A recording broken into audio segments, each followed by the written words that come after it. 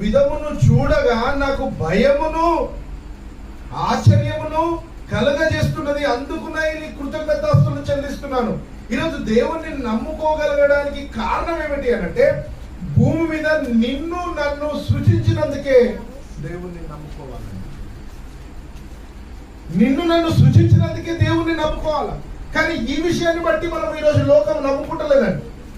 లోకము ఏ విషయాన్ని బట్టి దేవుని నమ్మాలనుకుంటుందో తెలుసా? ఇదిగో ఈ కార్యం నా కుటుంబంలో జరిగితే నేను నిన్ను నమ్ముకుంటాను అని మాట్లాడుతుంది. కానీ దావీదు ఏమన్నాడు తెలుసా? అసలు నువ్వు నాకు పుట్టించినందుకే నిన్ను నమ్మాలి. ఈ మాట ఈరోజు నువ్వు నేను అనగలుగుతున్నామా? ఆలోచన చేయండి. ఈ మాట నువ్వు నేను భూలోకంలో దేవుడు జీవితం ఇచ్చాడు. ఇదిగో దేవుడు జీవితం ఇచ్చాడు కనుకనే నిజంగా దేవుడు ఉన్నాడు, అందుకే ఆయన నమ్ముకోవాలని ఏ విషయమైనా ఈ విషయం ఎప్పుడైనా మనం మాట్లాడుతున్నారా? లోకంలో ఉన్న వాళ్ళు మనమైనా ఈ యొక్క ప్రశ్నకు సమాధానము